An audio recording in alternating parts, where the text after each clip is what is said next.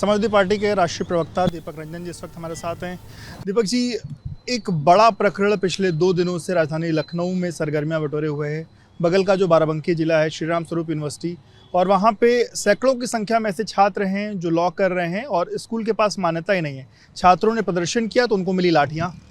देखिए, छात्रों की कोई पार्टी नहीं होती है। मैं समझता हूँ कि वो किसी न किसी पार्टी को बिलोंग करते होंगे, लेकिन अगर छात्र हित में अगर उन्होंने कोई आवाज़ उठाई थी तो निश्चित रूप से उनको डेलीगेशन बुला करके उनकी मांग को, जो भी उनकी जायज़ मांग है, उसको सुनना चाहिए। जिस तरीके से बर्बरतापूर्वक हम लोग देख रहे हैं पिछले 2 दिनों से, जिस तरीके से रोड में उनको बर्बरतापूर्वक मारा गया, वही छात्रों के भविष्य से खिलवाड़ कर रही है सरकार। भाई, उनकी जो भी मांग है, उनकी जो भी डेलीगेशन को आप बुलाते, उनके 4, 5, 10 लोगों को, 100 लोगों को आप बुलाते, उनसे बात करते, जो भी, चाहे माननीय मुख्यमंत्री जी बात करते या उच्च शिक्षा मंत्री या जो भी टेक्निकल एजुकेशन के मंत्री हैं, जो भी इसके मंत्री विभाग के उस मंत्री आते हैं, उनसे बात करते। अगर उनकी जायज़ मांग थी तो उनकी जायज़ मांगों को पूरा करना चाहिए थी। उनके ऊपर इस तरीके से बर्बरतापूर्वक उनके ऊपर लाठी नहीं बरसानी चाहिए। छात्रों ने तमाम आरोप लगाए। उन आरोपों में कहा कि विश्वविद्यालय प्रशासन ने अपने गुंडे बुलाए, जिससे मारपीट, जिससे पिटाई करवाई, पुलिस ने इस तरीके की बर्बरता करी। आज हमने देखा कि जो छात्र हैं वो प्रदर्शन करते हुए विधानसभा के सामने तक पहुँच गए। देखिए, बिना जो इनका यूनिवर्सिटी है, राम स्वरूप यूनिवर्सिटी है, बिना उनके और पुलिस प्रशासन के सह के इस तरीके से कोई उनको बर्बरतापूर्वक मार नहीं सकता। क्योंकि हम समझते हैं जो चीज़ें निकल करके आ रही हैं, विश्वविद्यालय अपनी बहुत सी मान्यताओं को या बहुत सी अपनी चीज़ों को छुपा करके रखना चाहता है। वो चाहता नहीं कि छात्रों के या मीडिया के माध्यम से चीज़ें निकल करके बाहर आएँ, तो वो दमन चक्र चला करके लाठियों के बल पे उनके जो मांगे हैं या जो भी उनकी मान्यता का मामला है या जो भी विश्वविद्यालय के अंदर जो भी चीज़ें छुपी हुई हैं, जो चीज़ चाहता नहीं विश्वविद्यालय या प्रशासन या सरकार में बैठे लोग नहीं चाहते निकल कर गया, इसी वजह से उनको लाठी मार करके उनको दबाने का काम किया गया। उनके आंदोलन को या उनकी मांग को या जो भी मांग उठा रहे हैं उसको दबाने का काम कर रही है सरकार। ये इस सरकार में पहली बार देखा गया कि एबीवीपी के जो लोग हैं वो अपनी सरकार के खिलाफ मुखर हुए, अधिकारियों के नाम तक लिए गए। इस तरीके की चीज़ें इस प्रकरण में देखने को मिली। देखिए, मैंने कहा ना कि छात्रों की कोई पार्टी नहीं होती। छात्र जो होता है वो छात्रों के हित की बात करता है और उसको किसी पार्टी से जोड़ना ये सही है कि भाई वो अखिल भारतीय विद्यार्थी परिषद के कार्यकर्ता थे और जो भारतीय जनता पार्टी का एक विंग है, तो भारतीय जनता पार्टी में अगर इस तरीके से छात्र मारे जा रहे हैं तो हम तो कहते ही हैं कि छात्रों का जिस तरीके से मनोबल ये सरकार तोड़ रही है और छात्र को जिस तरीके, भाई छात्र पढ़े लिखेगा तभी रोजगार बनेगा, और ये जो सरकार है ये लोगों को रोजगार देने की इसकी मंशा नहीं है। इसी तरीके से दमन चक्र चला करके लोगों को कुचल करके उनकी जो भी मांगे उसको कुचलना चाहती है। और ऐसा पहली बार नहीं हुआ, इनके बहुत से ऐसे मंत्री हैं जो सरकार के ऊपर आरोप लगा रहे हैं। अभी तो जो इनके एबीवीपी के जो इनका छात्र विंग है, आज वो सरकार के ऊपर आरोप लगा रहा है। इनके बैठे पुलिस प्रशासन के लोगों के ऊपर, सरकार के ऊपर, मंत्री के ऊपर, जो इनके अधिकारी उनके ऊपर खुल करके आरोप लगा रहे हैं लोग। तो इसकी निष्पक्ष जाँच होनी चाहिए। मुख्यमंत्री ने मामले का जब संज्ञान लिया, सीओ को हटाया गया है, कमिश्नर को जांच दी गई है, आईजी रेंज इस प्रकरण को देखेंगे। हालांकि छात्रों का ये कहना है कि ये सब कुछ प्रकरण इतने सालों से चल रहा है, उसके बाद आज मुख्यमंत्री का इस घटना का संज्ञान लेना, पहले भी चीज़ें बेहतर हो सकती थी, क्योंकि छात्रों के भविष्य की बात। हालांकि सरकार का कहना है किसी भी छात्र के भविष्य के साथ कोई खिलवाड़ नहीं होगा। मुझे याद है कि माननीय नेताजी उस टाइम मुख्यमंत्री हुआ करते थे, 2003 का रेज्यूम था। छात्रों ने गोथ्रू को लेकर के, टेक्निकल यूनिवर्सिटी के छात्रों ने गोथ्रू को लेकर के एक आंदोलन किया था, प्रदर्शन किया था, धरने पे बैठ गए थे। माननीय नेताजी स्वयं पहुंचे थे उसमें और खुद पहुंच करके उन्होंने छात्रों की मांग पूछी थी क्या है। वहीं पर उन्होंने वीसी को बुलाया था और जो भी छात्रों की जायज़ मांग थी उसका तुरंत निदान कराने का काम किया था। और जिस तरीके से मामला इतने दिनों से लंबित था, और वो तो बधाई देना चाहे तो आप मीडिया जगत के लोगों के, अगर आप लोगों ने इतनी मुखरता से चीज़ें नहीं दिखाई होती, या अगर हो सकता है कि इनके संज्ञान में चीज़ें आई हो, इनके कान में जू ना रेंग रही हो, ये इस चीज़ को लेट गो कर रहे हो, जब इस तरीके से इनके खुद के छात्र विंग के लोग पिटे और इस तरीके से आंदोलन किया, तब आज मुख्यमंत्री की जगह अगर यही चीज़ पहले उन्होंने कर दी होती तो आज ना वो पिटाई होती उनकी और चीज़ें जो है सामान्य हो गई होती। इस प्रकरण से इतर बात करें, धीरेन्द्र शास्त्री जो हैं वो मथुरा में सनातन एकता यात्रा निकालने जा रहे हैं।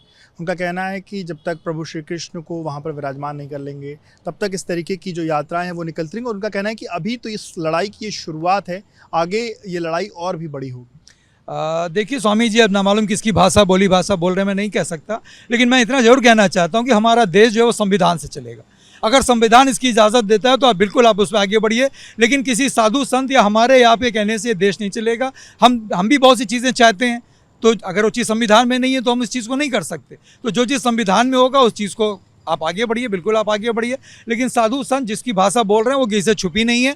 वो किसके कहने सुनने पर जो हिंदू मुस्लिम कराना चाहते हैं, वोटों का तुष्टीकरण करना चाहते हैं, देश का माहौल बिगाड़ना चाहते हैं, तो इन लोगों से छुपा नहीं है। जितना सनातन उनका प्यारा है, जितने हिंदू वो हैं उससे कम हिंदू हम नहीं, लेकिन वो लोग सर्टिफिकेट बांटते फिरते हैं, हम लोग सर्टिफिकेट नहीं बांटते हैं। हर आदमी का अपना अपना धर्म होता है। मैंने बार बार कहा है कि अगर आपका कर्म अगर आपके पवित्र होंगे तो धर्म अपने आप आपके पवित्र हो जाएगा, लेकिन कर्म यात्रा को आप कैसे देखें? जो सनातन या एकता यात्रा वो निकालने जा रहे हैं, नवंबर के महीने में ये निकलेगी, लगभग 150 किलोमीटर से अधिक की ये यात्रा होगी। देखिए, अगर मंशा उनकी अच्छी नहीं तो मैं समझता हूँ उनको इस यात्रा को, सरकार को भी इस यात्रा पे प्रतिबंध लगाना चाहिए, क्योंकि जहाँ तक भी चीज़ें निकल करके आ रही मैं समझता हूँ उनकी मंशा ठीक नहीं है। वो हिंदू मुस्लिम कराना चाहते हैं, तुष्टीकरण की राजनीति करना चाहते हैं, और किसी न किसी के बहकावे पे या किसी न किसी के इशारे पे या किसी न किसी के स्पॉन्सरशिप पे वो इस तरीके का जो है प्रदर्शन या इस तरीके की यात्रा निकालने जा रहा है। आपको लगता है कि ये एक प्रायोजित वो है हिंदू पूरी मुसलमान? तरीके से प्रायोजित है, ये सरकार के द्वारा प्रायोजित है। ये माहौल बिगाड़ने का काम करेगा, आपसी सौहार्द बिगाड़ने का काम करेगा, क्योंकि ये सरकार चाहती है कि आपसी सौहार्द बिगड़े। आज जो हिंदू मुस्लिम सिख ईसाई आपसी भाईचारे के साथ रहते हैं, सरकार को ये गंवारा नहीं हो रहा है, सरकार इसको हजम नहीं कर पा रही। सरकार चाहती है कि आपस में ये सब चीज़ें जो है लड़ते भिड़ते रहें और तुष्टीकरण की राजनीति करते रहें, लेकिन उत्तर प्रदेश की देवतुल्य जनता, महान जनता बहुत समझदार है, वो इनके छल बहकावे में आने वाली नहीं। जिस तरीके से कांवड़ यात्रा के समय कुछ जगहों पर शराबबंदी की बात कही गई थी, उसी को लेकर के एमआईएम की ये मांग है कि बारावफात के समय भी जो शराब की दुकानें हैं वो बंद रहें। आप कैसे देखते हैं इस मांग को और कैसे समर्थन? देखिए, ये एमआईएम का अपना व्यक्तिगत मामला है। एमआईएम अभी यहाँ पर कुछ है नहीं, जब आती है एमआईएम क्या कहती है क्या नहीं कहती है, ये चीज़ें बाद में देखने को मिलेंगी। अभी मैंने इनका कुछ सुना नहीं, इन्होंने किस संदर्भ में कहा है, किस संदर्भ में नहीं कहा है। हालांकि ये चीज़ें हम लोगों ने जरूर कही कि जिस तरीके से जब कांवड़ यात्रा चलती थी, किस तरीके से प्रशासन के लोग, सरकार के लोग जबरिया जो है दुकानों को बंद कराने का काम करते थे धर्म के नाम पर। तो मैं समझता हूँ कि अगर धर्म के नाम पर वो चीज़ें बंद हो रही हैं, अगर उनके धर्म को चोट पहुँचती है, तो अगर उनकी मांग जायज़ है तो निश्चित रूप से अगर वो इस चीज़ की मांग करते हैं तो उस पर गंभीरता से विचार करना चाहिए। पंचायत के चुनाव आने वाले हैं। एआई के माध्यम से पंचायती राज विभाग को लगभग 1.25 करोड़ डुप्लीकेट वोटर्स की बात निकल के सामने आई है, जिसमें ये बात पता चली कि एक व्यक्ति 2 से 3 जगह या 4 जो ग्राम पंचायतों में वोटर है, अब उसको सही करने के लिए डीएम ने सभी बीएलओज को निर्देश दिया है। देखिए, पहले तो मैं कहना चाहता हूँ कि 2022 में हमारे राष्ट्रीय अध्यक्ष जी ने, हम लोग ने 18,000 जो है इनवैलिड वोटर जो है हलफनामा हमने ईसीआई को, इलेक्शन कमीशन ऑफ इंडिया को हमने दिया था, जिस पर उन्होंने कोई ध्यान नहीं दिया और उन्होंने कहा कि हमको मिला ही नहीं। जबकि जो हमने मेल किया था, मेल में उनका व्यू है, उनकी रिसीविंग है उस चीज़ की।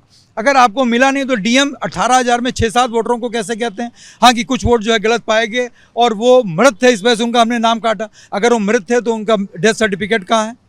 तो निश्चित रूप से अब ये वोट से नहीं, अब ये खोट से जीतना चाहते हैं। आपने बिहार में देखा होगा किस तरीके से एसआईआर का मामला, किस तरीके से लोगों के वोट काटे जा रहे हैं। भाई 2024 में जब बिहार में लोकसभा का चुनाव हुआ तो ये घुसपैठिए नहीं थे, इनवैलिड वोट नहीं थे, और 1 साल बाद ही वो वोट इनवैलिड हो गए। क्योंकि देखिए, इनकी इंटेल की रिपोर्ट है कि ये बुरी तरीके से हार रहे हैं आने वाले सभी चुनाव में। तो अब ये वोट से नहीं, ये खोट के रास्ते जो है चुनाव में जाना चाहते हैं।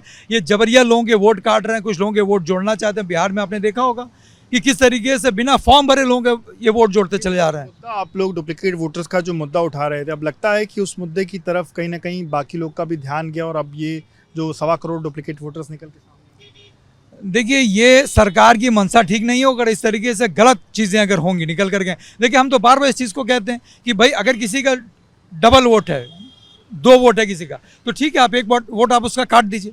लेकिन जिस तरीके से चीज़ें चलती आ रही थी और आप वोट की खोट करके आप चुनाव जीतते चले आ रहे थे, इसके मतलब आप मानिए कि आप वोट से नहीं, आप खोट से जीते। अभी जो यहाँ पे हालिया अभी बाई इलेक्शन कंडक्ट हुआ 10 विधानसभाओं का, जिसमें एक बाद में हुआ था, 9 पहले हो गया था, और आपने किस तरीके से वोट की चोरी करके जबरिया ज़बरदस्ती, और आपने वोट से नहीं, आपने बैलेट से नहीं, आपने बुलेट से जो है चुनाव जीता।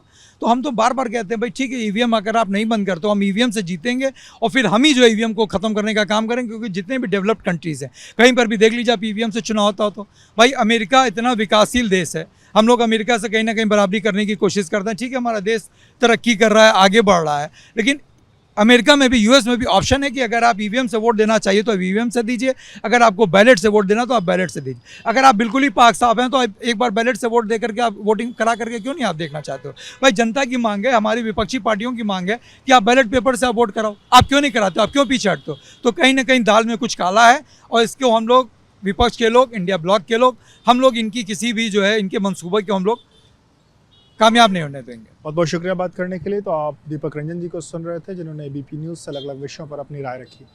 कैमरामैन प्रेम सिंह के साथ विवेक रा, एबीपी न्यूज़ लखनऊ।